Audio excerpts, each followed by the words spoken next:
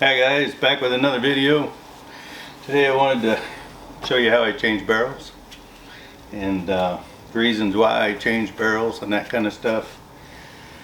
This barrel, I just got back from Nationals and I haven't shot this rifle since, but I want to put my practice barrel back on because I don't necessarily want to keep on burning up a bunch of rounds through my really good barrel. Just testing, and I'm always testing, practicing all the time. So I try to save my really good barrels for matches, and then I'll put on a practice barrel, one that I've been shooting for a while that's maybe not as accurate, you know, to go do more testing and do more practicing and do some local matches and that sort of thing. But I always want to save my best barrels. So this one is really good. It's only got about 300 rounds on it, so I'm going to save it. Maybe I'll shoot it next year. Maybe I'll break in another one. We'll see how it goes. But anyway, just wanted to show you what I do for that. I got this simple Davidson barrel vise from Brownells a few years ago. They're not that expensive. I don't know, maybe $100 or something. But it's pretty simple, just some studs, and it's got a tapered barrel channel on there, so you really don't need sleeves or anything. I just put little pieces of target in there. Cut some little strips of target, one for either side of the barrel, just so it doesn't get, you know, scratched up in there. Works just fine, just like that.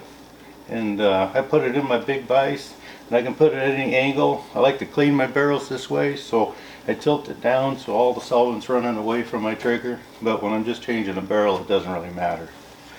So that's what I got here so far.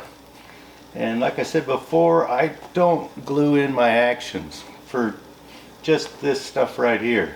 I don't want the stock, you know, in the way while I'm changing barrels or when I'm cleaning barrels and all that kind of stuff. I can keep my stock from getting all beat up during all that stuff. Keep it nice and pretty and shiny and all that stuff. Go to the hassle of paying a guy to paint your stock up just to beat it up with cleaning rods and stuff like that. So I don't want to do that. So I don't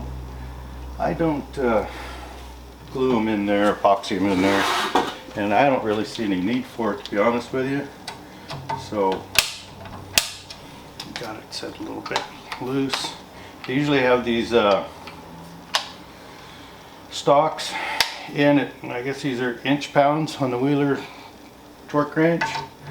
They're usually at about 50, and it doesn't want to come out at 50, so maybe I put this one a little bit more. We'll see. There she goes.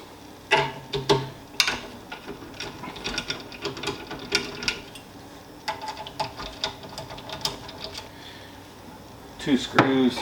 Some of the bigger actions have 3, and out she comes. And I did want to show you, when you have a really nice bedding job and you've got a recoil lug that's built into your action and it's sitting just flush as can be, really nice. I hope that's focusing for you. I don't see the need to glue it in there. I mean, it's setting so perfect and they're torqued down with the nuts are pretty good. Everything's just fine. I check it every time I shoot it. There's no broken pieces out of there or anything. It's just looking sweet as can be. So with it sitting in there flush and tight and screwed in by the, you know, you got somebody like Alex Wheeler building your rifle. He does an awesome bedding job. So for me personally, I don't want to glue it in there. I can get in, I can inspect underneath, keep it all clean, make sure it looks nice. But once I've got the stock off, I usually move it in just to get it to a thicker part of the barrel so it doesn't flex so much on me. You can see it's a tapered barrel. I gotta keep opening it up to get it to the thicker part.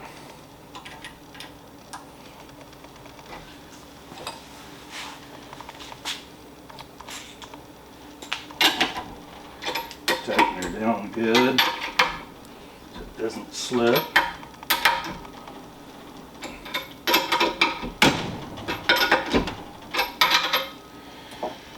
So you get that part done. You need an action wrench. This is a bad action, so I bought the bad action wrench, of course. They make a different one for the Brux, or for, here's a Brux one. I've got a Brux action, so make sure you use the right one. Here's a Remington one. So whatever action you happen to have. So I got this simple little breaker bar, and put it right on in there. I think that's a 5/8 socket, and then pop her loose. You can see that it was on there plenty tight. It's not going to just accidentally come loose. So I know a lot of guys want to crank them down to 100 foot-pounds or 100 foot-pounds and all that kind of thing. I don't do that. I do 50. You saw how hard it was to get it off there, just, and it popped loose, and it's fine. It's not going to just accidentally come loose on me somewhere. It works just fine at 50. It's tight enough. I don't have to use great big huge breaker bars, and see guys with big breaker bars and sledgehammers beating on their stuff trying to get it loose. I don't want to do any of that. I just want to do just what I did here. Just pop it right off with a small breaker bar and you're good to go. And be very careful right here not to drop your action. Break your trigger. You can probably see I have a Bix and Andy trigger in there. I like those Bix and Andy triggers a lot. You can see Bix and Andy, really good. Get them down to 1 or 2 ounces, whatever you like. Nice and smooth, really good. And just that fast. That barrel's off. And I can loosen these back up.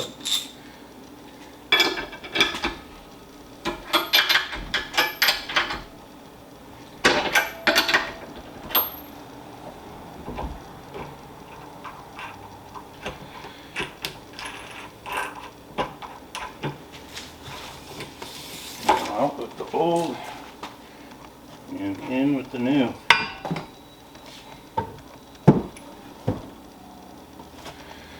And this is the barrel that I was doing all my testing with before Nationals.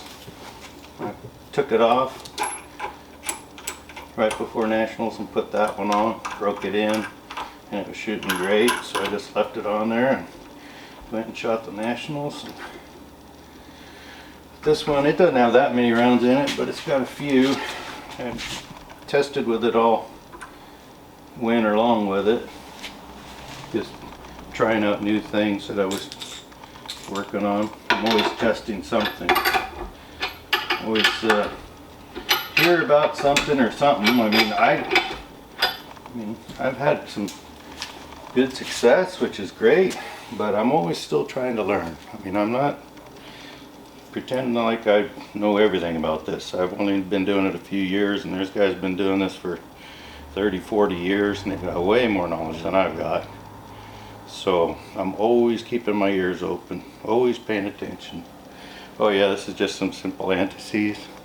High temperature thread lubricant is all it is. Put a little of that on there every time. I know some guys like to use oil, but this is just a simple thread lube, anti-seize. It works for me. I've got another kind here also, Permatex anti-seize lube, that I also use. Depends on what I had on there before. This one already had this on there, so I'm just going to continue the same thing. Rub it smooth so it's not all making a big mess when I squish it all the way on there. Good time to check inside your action. Make sure it's all looking good. My lugs are looking just shiny as can be, looking real nice and clean. Wipe off last time's anti-seize, and now try to nice and easy thread that on there. Don't go forcing it and cross threading it and ruin your barrel. So I always do this part real gentle right there, just until you get it going. Be careful of your trigger while you're doing this. Don't want to smack your trigger and break it or something.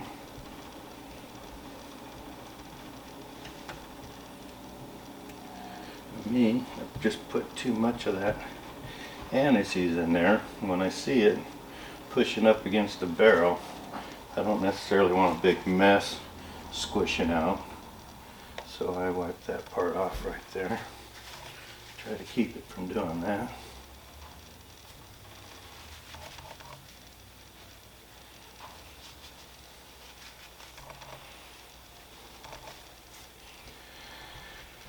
And there we go. And it squishes out. I can clean it off after. And put my action wrench back in. Now for this part, I use my torque wrench, and I've already got it preset, 50 pounds.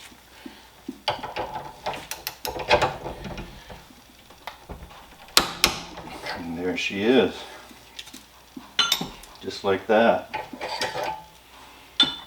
Didn't have to hire a gunsmith just to do a simple job like that. I'm changing barrels all the time. Wipe off any excess. See, if you got this up inside your stock, it'd be awful hard to wipe all that off. But when you got it sitting out here, it's really easy to keep everything clean. So that's my 2 cents worth on that. Try to keep everything as clean as possible all the time. I don't know. Maybe I'm a little bit overblown on that, trying to keep things clean, but that's what I like. And so just that quick, I've changed barrels. It doesn't take that long, as you can see, as long as you've got the tools. And they're not too many, just a barrel vise and a torque wrench. And it's pretty much a couple of sockets. That's all you need. And while I've got this still in the barrel vise, I'll go ahead and put my stock back on. And this is a good time when you're putting another barrel on there. If you don't have your numbers written down, you can recheck your touch point, which I showed you a couple of videos ago. Take your bolt apart and put in a, there we go. That's not touching, no, that's good. And as far as putting in my stock, I usually just try to set it at 50 inch-pounds. Don't know why it was so tight before, but somehow or another it got tight.